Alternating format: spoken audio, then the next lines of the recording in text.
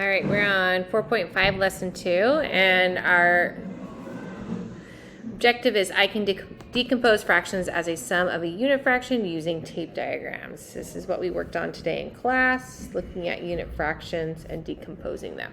So, a couple of our fraction vocabulary that we want to go over is a numerator. So this is the number, let me write it like that, on top of your fraction. And this would be the number that you would have shaded in. So let's say I have half. I shaded in 1.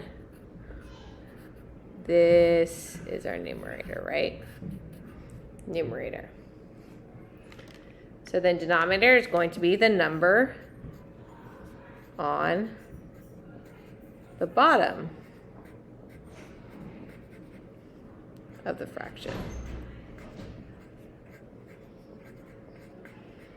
So again, we had the same thing shaded in. We have the 1/2. 2 is going to be our denominator. It's how many we have in our whole. Okay? A unit fraction is a fraction with 1 as the numerator. So think of some examples of this, and we've done it before. Half would be a unit fraction. 1/8 would be a unit fraction. 1/1000 would be a unit fraction. So as long as it has a 1 on the top, that's a unit fraction. So first problem, it says use a number bond to show how I can decompose into fourths. How 1 can be decomposed into fourths, and how fourths can be composed to make 1. So first thing we're going to do is I'm going to take my 1 and put it in a number bond. That's our whole, right? And now I want to show how I can split it up and make fourths. So one way to do that, and if I draw a tape diagram to show this, so my 1 whole, is to split them all up into a fourth, right? 1/4 plus 1 plus 1/4.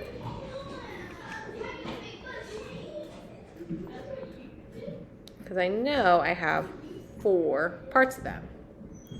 So this would be the sentence 1/4 plus 1/4 plus 1/4 plus 1/4 equals 4/4, right? Adding up all those numerators, 1 plus 1 plus 1 plus 1, which equals that 1 whole that we got. So now think of another way. What's another way we could split it up? So maybe instead of 4 parts, I can make it into 3 parts. So I could do 1/4 plus, and maybe I do 2/4. And then what would I have left? 1, 2, I need to make 1 more, which would be 4/4. And that would equal 1, right? 1 equals 1/4. Oops. 1 equals 1/4 plus 2/4 plus 1/4, right? That all would add up to 4/4. What if I only wanted to do 2 parts? Maybe I make this into 2/4 and 2/4. 1 equals 2/4 plus 2/4. Can you think of another one that would make 1 whole? You could do 1/4 and 3/4, right? So all of these add up and can make 1. They're all going to make 1 whole. Just different ways of using fractions, unit fractions, to get our 1 whole. Let's try the same thing with problem number 2. So it says, write a number sentence to decompose 5/6 as a sum of fractions with the same denominator. So we're just trying to come up with different ways to do this. So I like to draw my tape diagram just to see this, and then I can think of ways to do it. So here's my 1 whole. I know I'm trying to make 5/6. So I'm going to separate this into 6 parts. Okay, and then I only have 5 of them though. So we're not making a whole anymore. Our whole is 5/6. Okay, so what are some ways I can make 5, 6? So let's try just thinking of two things that can add up to make 5, 6. Well, I know 6 is going to stay the denominator, right? They're all going to be 6.